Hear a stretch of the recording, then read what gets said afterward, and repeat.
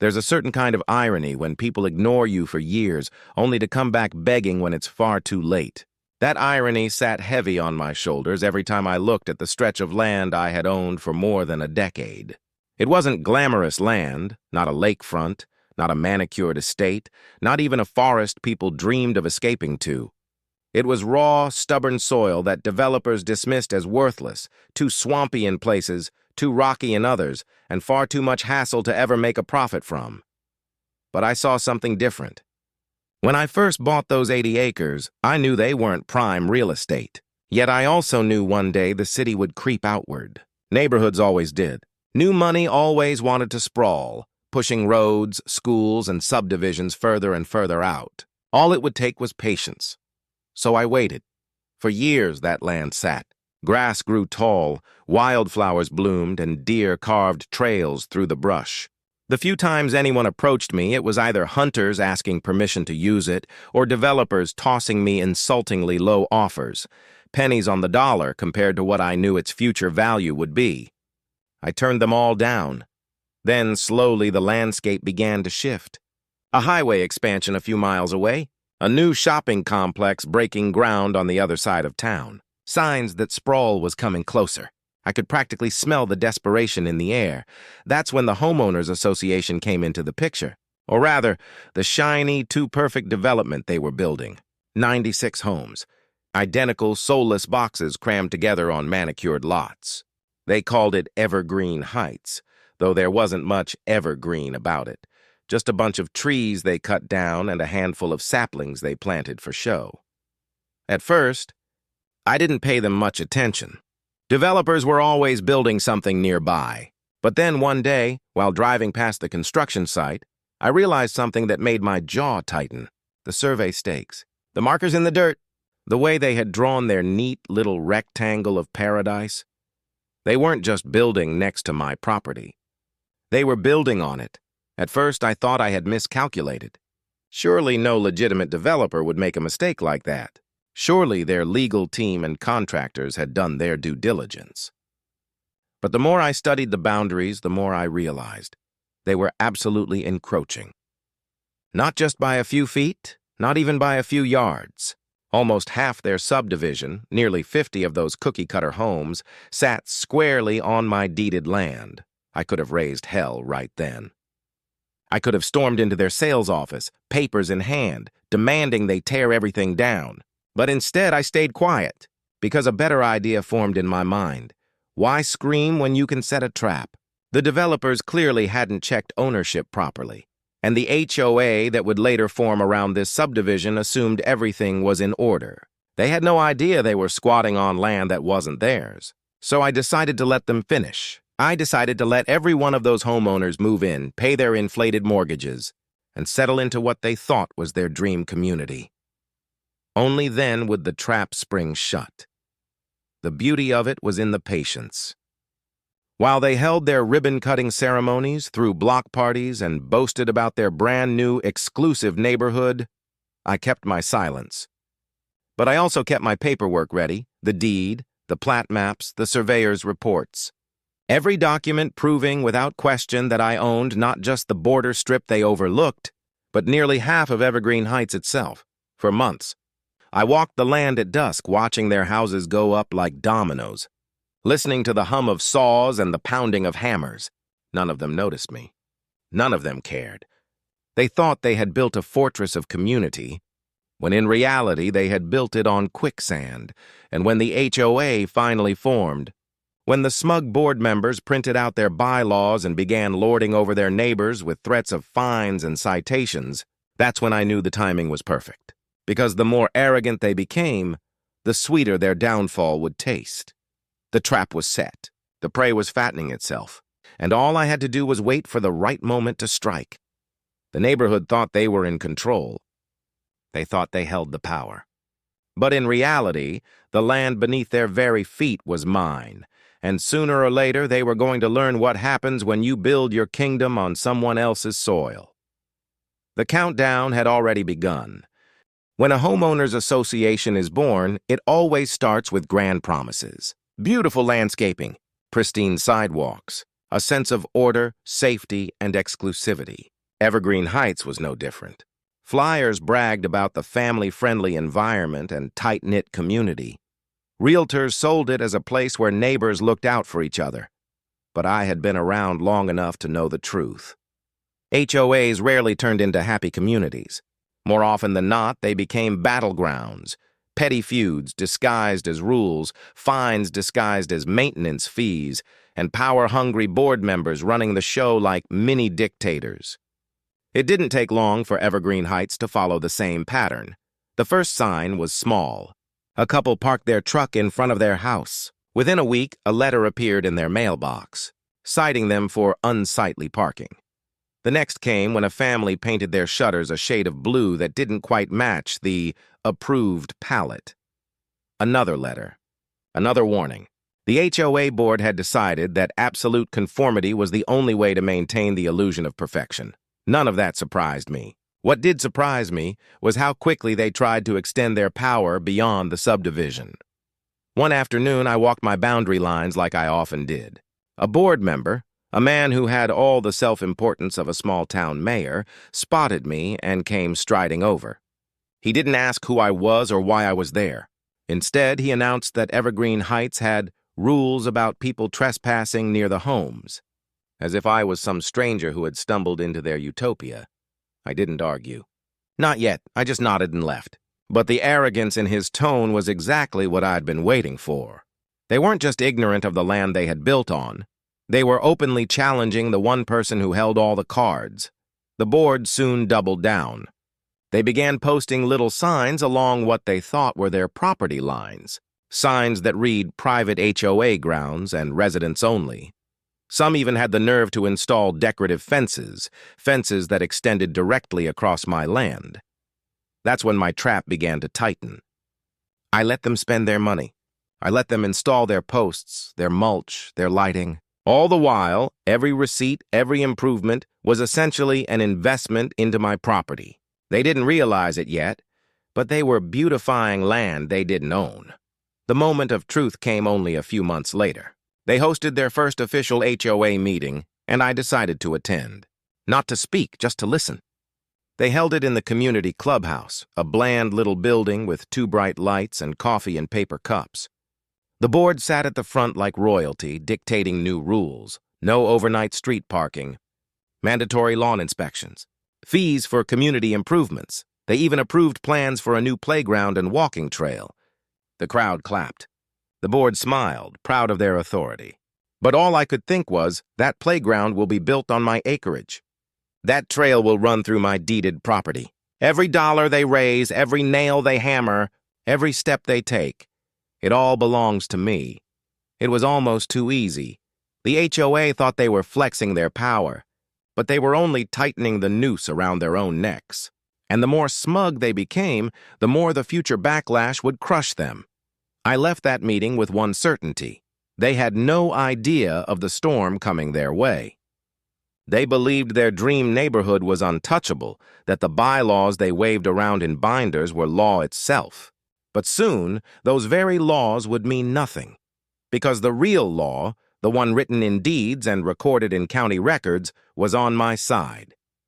And when I brought it forward, they wouldn't just lose their rules. They'd lose their roads, their playground, their homes.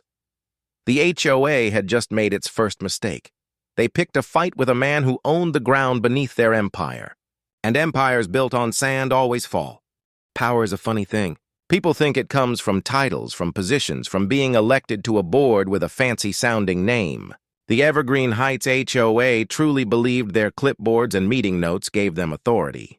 They walked around with the swagger of kings, handing out fines for trash cans left too long at the curb, threatening liens over unpaid fees, and issuing ultimatums about paint colors. But true power doesn't come from rules printed in a handbook.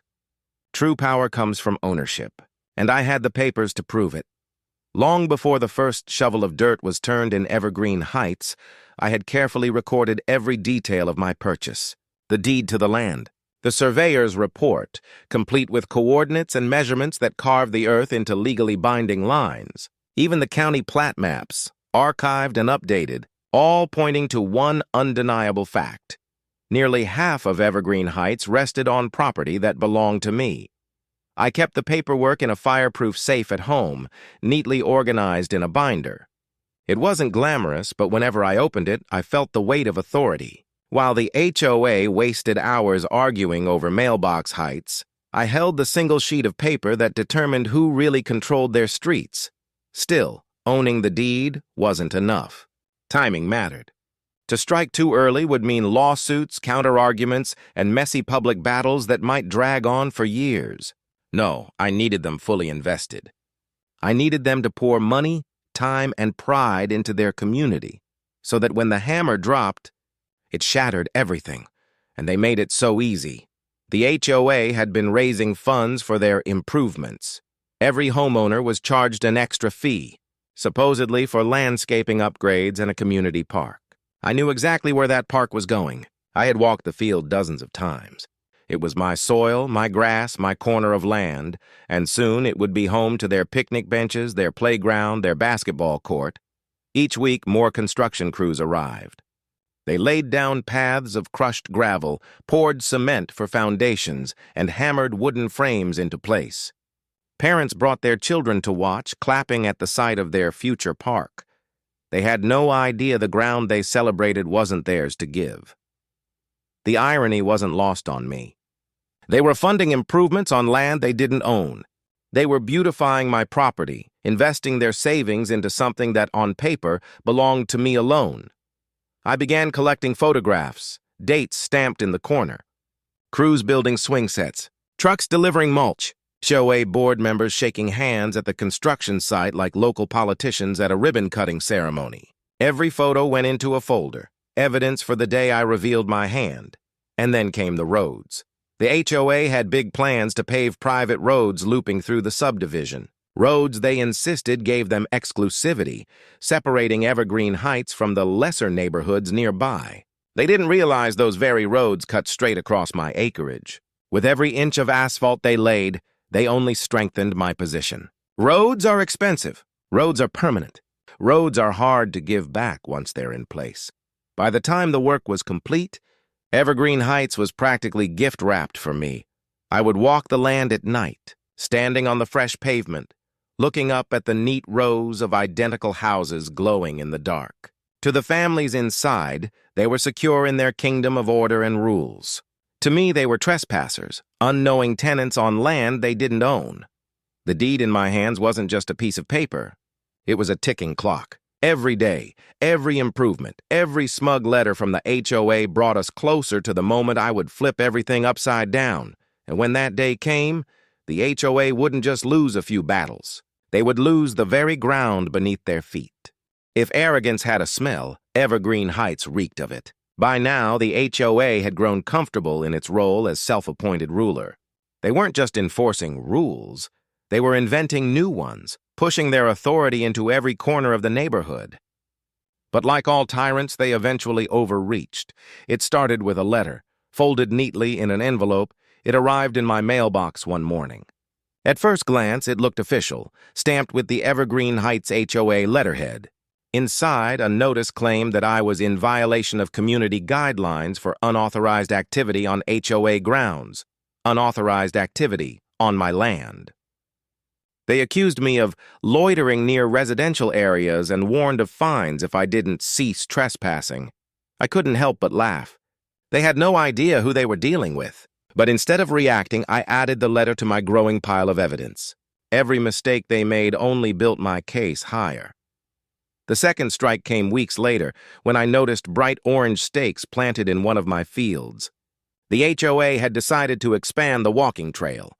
They hadn't asked permission because they didn't know they needed to. Their trail cut deeper into my property, winding through land I'd never permitted them to touch. Still, I said nothing. Not yet. The third strike was bolder. I returned home one evening to find a small stack of HOA newsletters shoved into my mailbox. Inside, the board announced new perimeter security measures, which included the installation of fencing around the entire subdivision.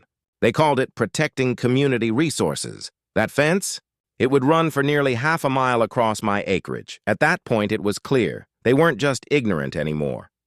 They were declaring war, staking physical claims on land they didn't own, threatening me with fines, and treating me as though I were the trespasser. But here's the thing about wars. The side that thinks it's in control often never sees the ambush coming, and my ambush was ready. I went back to my safe, opened the binder, and spread the documents across my table. The deed, the maps, the surveys. I pulled out my file of photographs, the dated snapshots of every improvement they had poured onto my soil, the walking trail, the playground, the roads. The evidence was airtight. Then I added the HOA's own letters, their warnings, their accusations, their threats. Each one more damning than the last. They were digging their own grave with every word they put on paper. Still, timing mattered. If I revealed my hand too soon, they would scramble for defenses, claim ignorance, or try to negotiate. No, I wanted them cornered. I wanted them fully aware of their mistake only when it was too late to undo it.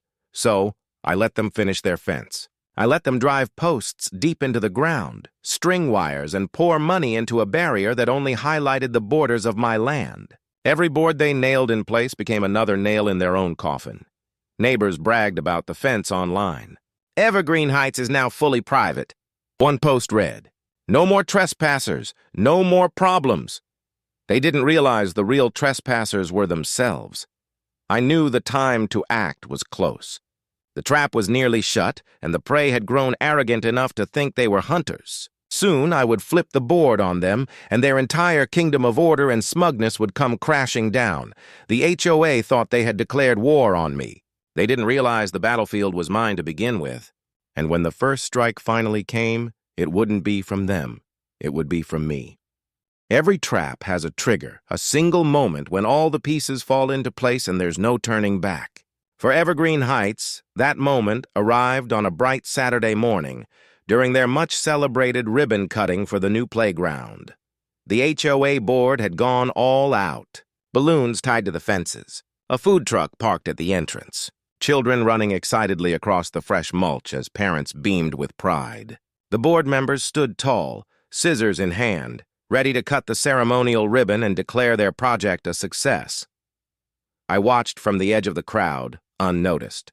My binder was tucked under my arm, its pages heavy with truth. The deed, the surveys, the photographs, the letters. Everything I needed was there.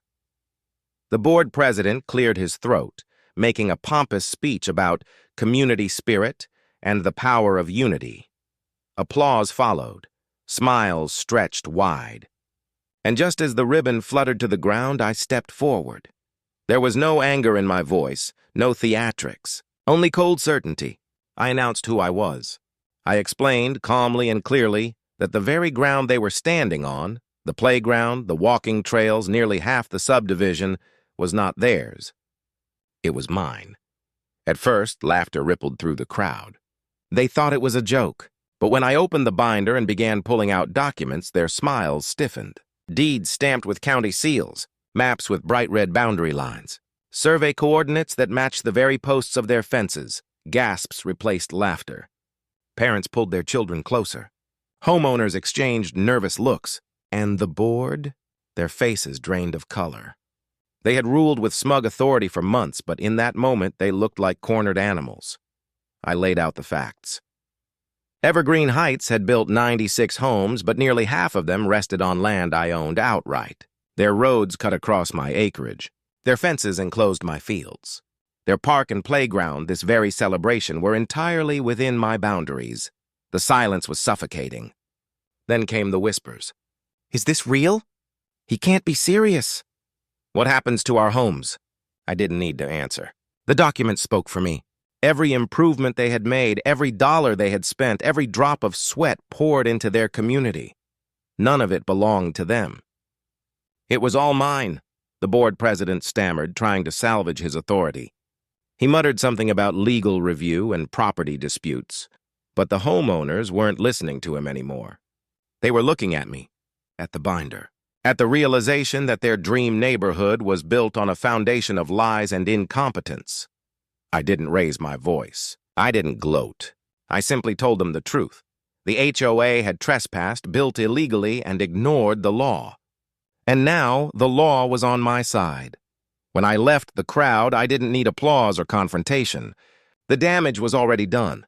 Panic spread like wildfire. Homeowners rushed to check their deeds. Calls flooded the county office. Online forums buzzed with rumors and fear. The trap had sprung. The kingdom of Evergreen Heights was no longer a dream. It was a ticking time bomb, and every homeowner knew it. And as for the HOA board, their empire of fines and threats had crumbled in a single morning, undone not by rebellion or defiance, but by a man with a binder full of paper. The war was no longer hidden. It was open, and I was holding all the weapons. When a cornered animal feels the trap close in, it doesn't surrender gracefully. It thrashes, claws, and bites even when escape is impossible. That was Evergreen Heights in the weeks following the revelation. The panic I had sown at the ribbon cutting spread quickly. Neighbors who once smiled and waved at each other now gathered in hushed groups, whispering about deeds, mortgages, and lawsuits. Some blamed the developers for their negligence. Others cursed the HOA for their arrogance. But none of them could deny the truth. They were living on land they didn't own. The HOA board, desperate to reassert control, went into full damage control mode. They called emergency meetings. They sent newsletters claiming the issue was overblown and that steps were being taken to resolve it. They assured homeowners that their properties were safe, that everything would be sorted out with minimal disruption, but their confidence was hollow. Homeowners demanded answers. How could this happen? Why weren't boundaries checked? What if he takes our homes? The questions piled up, and the board had no real answers. Then came their biggest mistake. Instead of admitting fault, the HOA tried to fight me. They sent a cease and desist letter, laughably claiming I was the trespasser. They accused me of harassment, insisting that Evergreen Heights boundaries had been established and maintained by the association. In their arrogance, they even threatened to pursue legal action against me if I continued my false claims. I almost pitied them. Almost. The letter was weak, a desperate attempt to bluff their way out. But instead of responding directly, I escalated. I hired a surveyor, one of the most respected in the county, and had him walk the land line by line. With GPS precision, he marked every inch of overlap. His report was clear.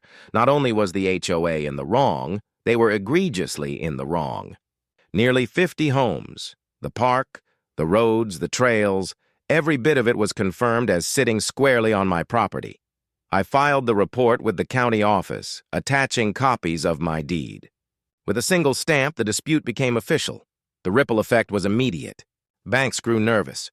Title companies froze transactions. Homeowners who had planned to sell suddenly found their houses unsellable. The value of Evergreen Heights began to sink, poisoned by uncertainty. The HOA board scrambled, begging the developer to step in. But the developer, long since paid and gone, wanted nothing to do with the mess. The homeowners were on their own. Tensions boiled over at the next HOA meeting. I didn't attend, but I heard about it from a neighbor who lived nearby. Shouting matches erupted. Some demanded the board resign. Others threatened lawsuits. Fists nearly flew before the meeting was adjourned in chaos. And still the board clung to its delusions of control. They posted new rules, tried to enforce fines, acted as if their crumbling empire could be held together by paper and arrogance. But the truth was undeniable. Every day their position weakened. Every day their homeowners turned against them. And every day my binder of documents grew heavier with the weight of inevitability. The HOA had declared war. But wars require strength, resources, and allies. They had none. They were bleeding credibility, money, and trust faster than they could patch the holes. Meanwhile, I stood calm, patient, watching. The final blow was coming. And when it landed, Evergreen Heights would never recover. By the time winter arrived, Evergreen Heights was no longer the shining, perfect neighborhood it once pretended to be. The manicured lawns were still trimmed, the fences still painted white, but the spirit of the place had rotted. Fear hung over the community like a storm cloud. For months, the HOA had scrambled. They begged lawyers to find loopholes. They pleaded with county officials to reinterpret the boundaries. They even tried to negotiate with me behind closed doors. offering to buy back slivers of land as if they were doing me a favor. But my patience had reached its end. I filed the paperwork that changed everything. A formal claim of ownership not just to the land, but to every improvement that sat upon it. The roads, the trails, the playground, even portions of the houses. County officials had no choice but to recognize it. The law was clear. Improvements built on land you don't own don't magically erase ownership. They belong to the landowner, which meant they belonged to me. The news hit the neighborhood like a bomb. Mortgage lenders panicked. Title insurance companies refused coverage. Banks declared dozens of loans void. Homeowners who had sunk their life savings into Evergreen Heights discovered their properties were now legal nightmares, unsellable, uninsurable, and potentially uninhabitable. The HOA called another emergency meeting, but this time their power was gone. Residents shouted over them, demanding answers, demanding accountability. The board members who had once strutted like royalty now sat hunched, sweating, their authority dissolved into nothing. One by one, they resigned, abandoning their posts as the crowd turned against them. And me, I didn't need to raise my voice. I simply stood at the back, binder in hand, while the truth unraveled their kingdom. In the weeks that followed, lawyers flooded in. Some homeowners tried to sue the developer, but the company had already dissolved into shell corporations, untouchable. Others tried to sue the HOA board, but the board members had little to offer but their own empty apologies. Eventually, it came down to me. If they wanted to keep their homes, they would have to negotiate with the man who owned the land beneath them. I could have been cruel. I could have demanded evictions, forced bulldozers onto their streets, watched Evergreen Heights crumble to dust. But I didn't need destruction to win. I needed control, so I made my move. I offered leases, yearly contracts for every homeowner whose house touched my land. Reasonable rates, nothing outrageous. But the message was clear. Their dream homes now sat on rented soil. Every check they wrote was a reminder of who truly owned Evergreen Heights. Some moved out, unable to bear the humiliation. Their houses sat empty, values plummeting. Others stayed, begrudgingly signing leases, forced to live with the knowledge that their HOA had failed them. And as for the HOA itself, it dissolved completely, a hollow shell erased by its own arrogance. The subdivision, once branded as exclusive and untouchable, had become infamous. Local news stations covered the story, headlines mocking the neighborhood built on stolen land. Evergreen Heights became a cautionary tale whispered among developers and homeowners alike. And me? I walked those roads at dusk, the same way I always had. Only now I didn't walk as a man waiting for the right moment. I walked as the owner of it all. The trap had closed. The prey had been caught, and the empire of Evergreen Heights belonged to me. In the end, the HOA had built 96 homes on my land. They thought they were building their dream. Instead, they had built my victory. Because when you play games with ownership, there's only one rule that matters. The land always wins. And that, folks, is how an entire HOA walked straight into a trap of their own making. They thought they could bully, fine, and threaten their way into power. They thought a few signatures on HOA bylaws gave them control of the neighborhood. But in the end, none of it mattered, because the one thing they couldn't fake, couldn't spin, and couldn't ignore was ownership. The land doesn't lie. The deed doesn't bend. And when push came to shove, the HOA lost everything because they forgot the golden rule. You don't build your empire on land you don't own. So the next time a homeowners association struts around with clipboards and threats, remember Evergreen Heights. Remember how 96 houses turned into 96 headaches. And remember, sometimes the quietest neighbor holds the loudest power. This has been another episode of HOA Stories, where petty rules meet poetic justice.